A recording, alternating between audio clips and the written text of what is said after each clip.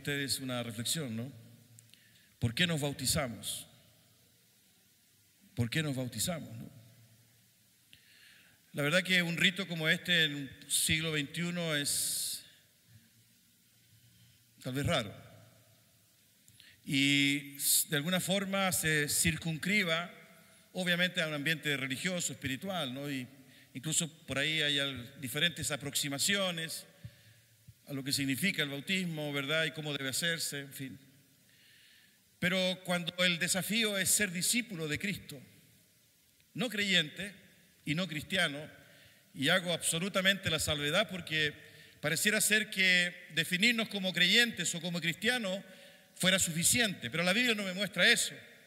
La Biblia me habla, ¿verdad? Y de los propios labios de Jesús, que Él desafió a hombres y mujeres a que fuesen sus discípulos. Es más, lo dijo: el que quiera venir en pos de mí, niéguese a sí mismo, tome su cruz y sígame. Por consiguiente, ¿verdad? Esta palabra que de alguna forma pretende responder al por qué nos bautizamos está en ese contexto. Esta palabra no es para los cristianos creyentes que puedan estar acá y que de alguna forma manifiestan, ¿verdad?, una simpatía por Dios y que de alguna forma, ¿verdad?, piensan que tal vez manera periódica o frecuente se acercan a Dios. No. Esta palabra de por qué nos bautizamos y que está impresa, plasmada, ¿verdad?, en la Biblia, es para los discípulos, para aquellos que quieren seguir a Jesucristo. Fíjense que 1 de Juan, capítulo 2, versículo 6 dice: el que dice que permanece en Él debe andar como Él anduvo. Y ese mismo texto, en la versión NBI, dice: debe vivir como Él vivió. Y todos sabemos que Jesús fue bautizado. Por consiguiente, en un primer approach, ¿verdad?, nosotros entendemos que si Él se bautizó y si nosotros decimos que permanecemos en Él y la Biblia nos dice que debemos vivir como Él vivió, entonces, ¿verdad?, 2 puntos. Número 1, tenemos que bautizarnos. Porque de lo contrario es un eufemismo. Queremos ser sus discípulos, ¿verdad?, vivir como Él vivió, pero todavía no estoy preparado. Por consiguiente, queridos, el bautismo, que es un rito de iniciación, porque algo marca, algo comienza, algo da testimonio, con esta sola reflexión ya tiene un profundo significado. Jesús se bautizó, Él es mi Señor, yo soy su discípulo, quiero vivir como Él vivió, quiero ser como Él es, me bautizo. Si es que quiero ser su discípulo. Usted sabe lo que dice el apóstol Santiago, ¿no? El apóstol Santiago en el capítulo 2 dice que los demonios también creen y tiemblan. Por consiguiente, ¿verdad?, pareciera ser que este acto de creer no es suficiente, y como siempre lo digo, los hermanos de acá de la iglesia me han escuchado decir esto muchas veces, pareciera ser que los demonios incluso son mejor que nosotros, porque al menos tiemblan, se asustan. Entonces el desafío en pleno siglo XXI es ser discípulo de Cristo, vivir como Él vivió, andar como Él anduvo, y eso implica la negación de sí mismo. Niéguese a sí mismo. Ese concepto de negarse a sí mismo, ¿verdad?, por ejemplo, me plantea el desafío muchas veces de postergar mis derechos, de renunciar a mis derechos y presentar mi vida como la presentó Jesús en sacrificio. Por eso que Jesús, ¿verdad?, entiende esta lógica, la vive, la enseña, la exige. De otra forma no es posible entender, por ejemplo, sus enseñanzas en el Sermón del Monte cuando Él dice: oíste que fue dicho ojo por ojo y diente por diente, pero yo os digo, no resistáis al que es malo. Oíste que fue dicho, amarás a tu prójimo y aborrecerás a tu enemigo, pero yo os digo, amad a vuestros enemigos, orad por aquellos que os persiguen, bendecid a aquellos que os ultrajan. Y cuando escuchamos eso, ¿verdad?, inmediatamente aflora en nosotros: no, esto no puede ser, esto es imposible. Yo no soy Jesús.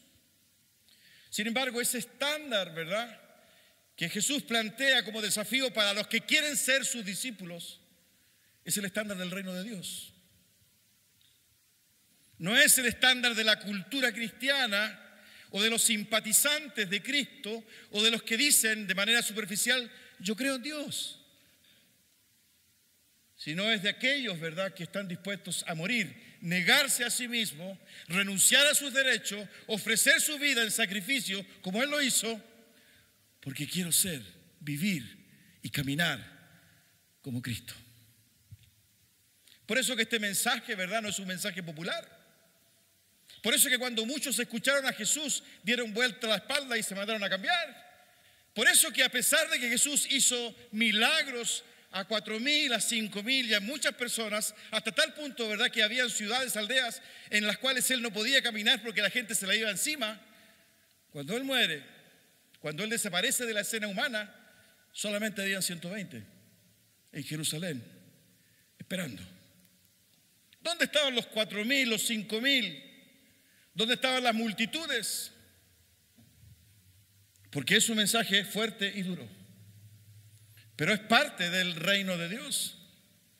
Por eso, queridos, vivir la experiencia del bautismo, ¿verdad?, está en esa dirección. Está en un antes y en un después. Está en una muerte y en una resurrección. Me niego, muero a mí mismo y resucito algo distinto. Y esa fue la enseñanza de Jesús. Usted lee el capítulo 13, 14, 15 y 16 de Juan, usted se va a dar cuenta, ¿verdad?, que esos capítulos muestran un momento de intimidad de Jesús, sus últimas horas, cuando Él sabía que lo iban a buscar. Y Él comparte enseñanzas precisas, orientadoras de cómo era la expectativa de Él, debían seguir viviendo sus discípulos. Incluso esos que le escuchaban debían replicar esas enseñanzas. Fue el momento en que le daba los pies, por ejemplo, uno a uno. Y al finalizar, ¿verdad?, ese acto sencillo, humilde de lavar los pies, ¿qué fue lo que les dijo? Esto mismo tienen que hacer ustedes. Pero no solo eso, sino que además les dijo, ¿saben? Yo tengo que partir, a mí me van a venir a buscar, voy a morir y voy a un lugar, ¿verdad?, donde ustedes no pueden estar ni seguirme. Pero no se preocupen. Yo voy a prepararles un lugar para que donde yo esté, ustedes también estén. Y voy a venir a buscarlos. Porque sin duda, ¿verdad?, esto generó confusión en los discípulos. Y en ese contexto, cuando Él incluso dice, uno de ustedes me va a traicionar, en medio de esa tensión, Él plantea una vez más este desafío. ¿Saben? Me voy. Pero quiero dejarle un nuevo mandamiento.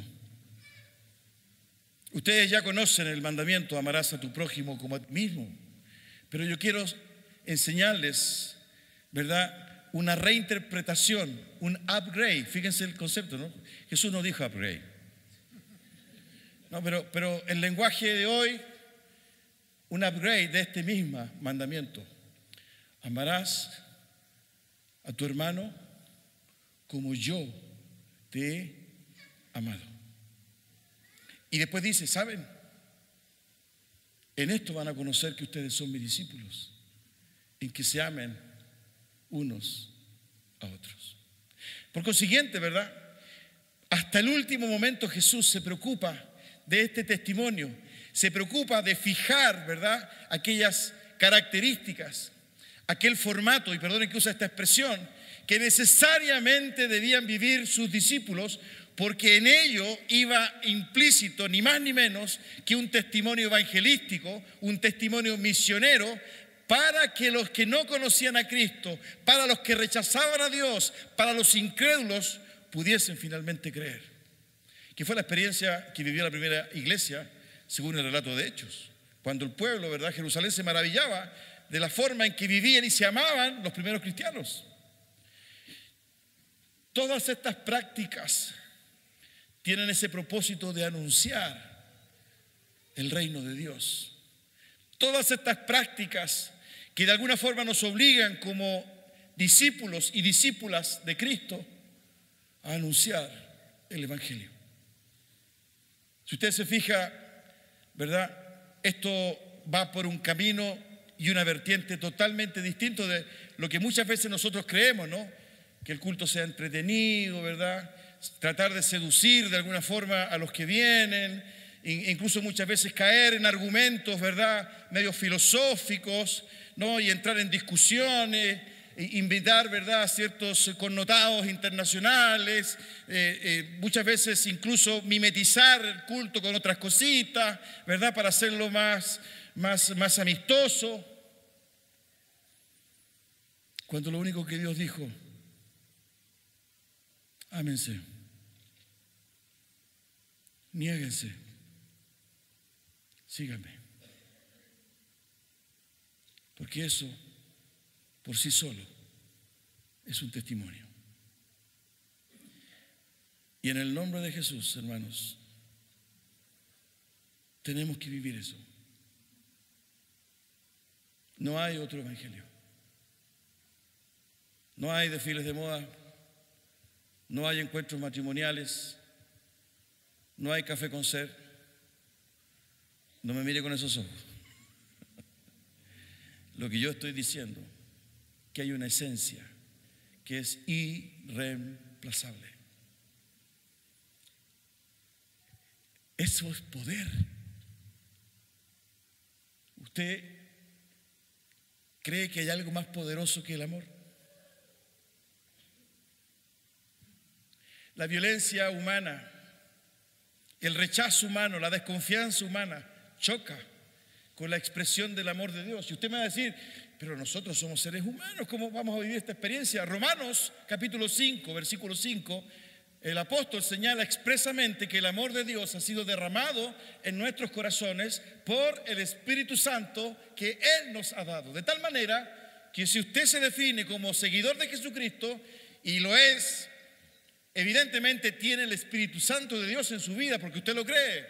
Y si eso es así, también debe creer que Dios derramó el amor de Él, no el suyo, en su corazón, para que usted crea y obedezca este desafío de amar, de negarse y de vivir como vivió Jesucristo.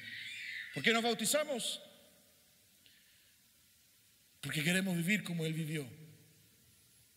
Porque aceptamos el desafío de negarnos. Porque renunciamos a nuestros derechos como Él renunció a los suyos. Y porque en pleno siglo XXI, en este posmodernismo, ¿verdad?, ante la presencia de la violencia, del rechazo, de la discriminación, de la sensualidad, etcétera, etcétera, etcétera, por el poder de Dios nos levantamos con nuestras propias vidas, no con nuestros argumentos. Vosotros sois la luz del mundo, ¿verdad? Y una luz no se esconde debajo de un mueble, sino que se coloca en lo más alto. Así tienen que ser vuestras vidas, para que vean vuestras buenas obras y glorifiquen a vuestro Padre que está en los cielos. Jesús está diciendo que la experiencia de vivir, ¿verdad?, esta relación íntima y de querer ser discípulo me expone, pero anuncia el Evangelio. De tal manera, ¿verdad?, que vivir a Jesucristo significa asumir un costo. Esta puerta siempre está abierta para los que no quieren asumir el costo.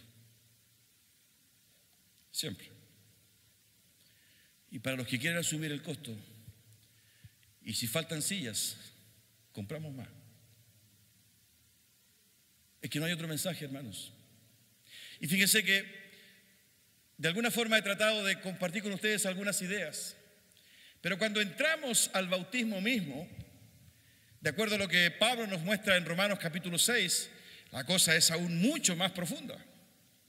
Si usted abre su Biblia en Romanos capítulo 6, se va a dar cuenta, ¿verdad?, que este acto, este rito de iniciación, que pareciera ser, ¿verdad?, una costumbre, incluso cultural, religiosa, ¿verdad?, no es así, sino que tiene un tremendo sentido, ¿verdad?, teológico, bíblico. Y Pablo lo dice en el capítulo 6 de Romanos, versículo 3. ¿O no sabéis que todos los que hemos sido bautizados en Cristo Jesús hemos sido bautizados en su muerte? ¡Wow! Está vinculando al bautismo, ¿verdad?, con la muerte de Jesucristo. Y en el versículo 4, 5 y 6, Pablo se encarga de aclarar, ¿verdad?, el escepticismo que puede haber en nosotros. Y fíjense cómo lo aclara. Versículo 4, porque somos sepultados juntamente con Él para muerte por el bautismo. Somos sepultados juntamente con Cristo por el bautismo. Es decir, este acto, esta ceremonia, ¿verdad?, significa que cuando yo soy sumergido en el agua, me estoy identificando, ni más ni menos, con la muerte y el sacrificio de Cristo. Soy sepultado juntamente con Cristo. Él es mi Señor. Él es mi Maestro. Él es mi Cristo. Y hasta en la experiencia de su muerte, ¿verdad?, yo me identifico con Él. Porque miren lo que dice más adelante, en el versículo 6, sabiendo esto, que nuestro viejo hombre fue crucificado juntamente con Él. Por consiguiente, el acto del bautismo, ni más ni menos, me identifica íntimamente con la muerte de Cristo. Por eso que Pablo decía, con Cristo estoy juntamente crucificado. Muero. Pero además, ¿verdad?, en el bautismo, y lo dice estos mismos versículos, versículo 4 dice, después de la coma, a mitad del versículo, a fin de que como Cristo resucitó de los muertos por la gloria del Padre, así también nosotros andemos en vida nueva. Al final del versículo 6 dice, después de la coma, dice, para que el cuerpo del pecado sea destruido, a fin de que no sirvamos más al pecado. Por consiguiente, ¿verdad?, somos sepultados juntamente con Cristo, somos crucificados juntamente con Cristo cuando somos sumergidos, pero cuando salimos del agua, resucitamos a una nueva vida, ya no servimos al pecado. Cristo muere al pecado, resucita para Dios. Fíjense lo que dice más adelante, aquí mismo en Romanos capítulo 6, versículo 10. Porque en cuanto murió, se está refiriendo a Cristo, al pecado murió una vez por todas, más en cuanto vive para Dios vive. Y el versículo 11, ¿verdad?, es la guinda de la torta. Así también vosotros, considerados muertos al pecado, pero vivos para Dios en Cristo Jesús, Señor nuestro. Por consiguiente, este rito, esta ceremonia de iniciación tiene además un profundo contenido espiritual. Fíjense lo maravilloso de esto. Un suceso histórico que ocupó un lugar en el espacio, que fue la muerte de Cristo hace 21 siglos atrás, en algún lugar de Palestina, hoy tiene vigencia absoluta, porque a través de la fe, ese acto, ¿verdad?, transforma mi vida.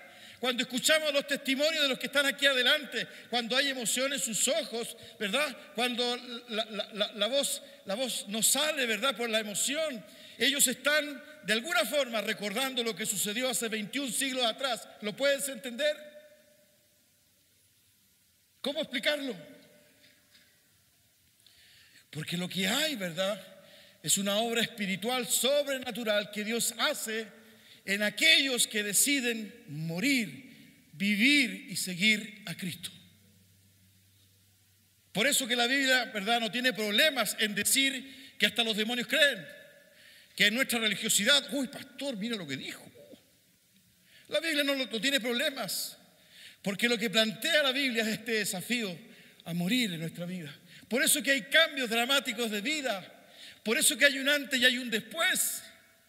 Por eso que es un testimonio público. Mira, yo quiero seguir a Cristo. Yo quiero que mi vida, ¿verdad?, tenga sentido de ser discípulo de Él. Antes yo era, ahora conozco. ¿Se acuerdan del testimonio del ciego de nacimiento? No. El ciego de nacimiento, ¿verdad?, es el relato de Juan. Un hombre, ¿verdad?, que nació ciego y Jesús lo sanó. Y eso provocó un tremendo revuelo, ¿verdad?, en su comunidad. Su familia, sus vecinos, sus amigos, ¿verdad?, apareció al día siguiente en primera plana en los diarios, ¿verdad? En fin, supieron los fariseos, lo llamaron 2 veces, si usted lee el pasaje, 2 veces, y le preguntaron, viejito, ¿y qué te pasó? Llamaron a los padres, oye, este hijo de ustedes, sí, bueno, ¿y por qué? Si siempre fue ciego, ¿qué le pasó? Y lo entrevistaron a él y le dijeron, te apuesto que fue ese pecador, ese que se dice profeta Jesús, y además te sanó en el día de reposo. ¿Cuál fue la respuesta de este caballero? Mira, la verdad que no sé si es pecador, no sé si es profeta, no sé nada. Lo único que sé es que antes era ciego y ahora veo. Aleluya. Antes era ciego y ahora veo. Es tremendo. Ese es Jesús.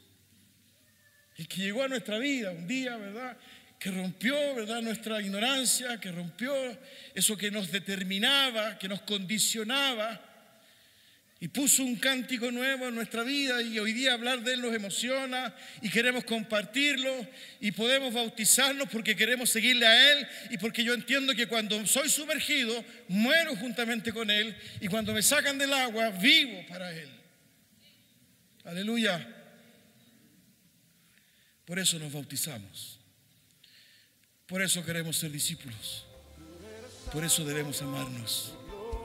Por eso debemos morir. Si decimos que permanecemos en Él y nos autodenominamos cristianos evangélicos, que cantan, que alaban y se emocionan, tienes que dar el otro paso para negarte. De lo contrario, es otro domingo más, es otra alabanza más, ¿no es cierto? Y entramos en una vida que triste y lamentablemente no da testimonio de Él. Vamos a orar. Inclina tu cabeza y cierra tus ojos.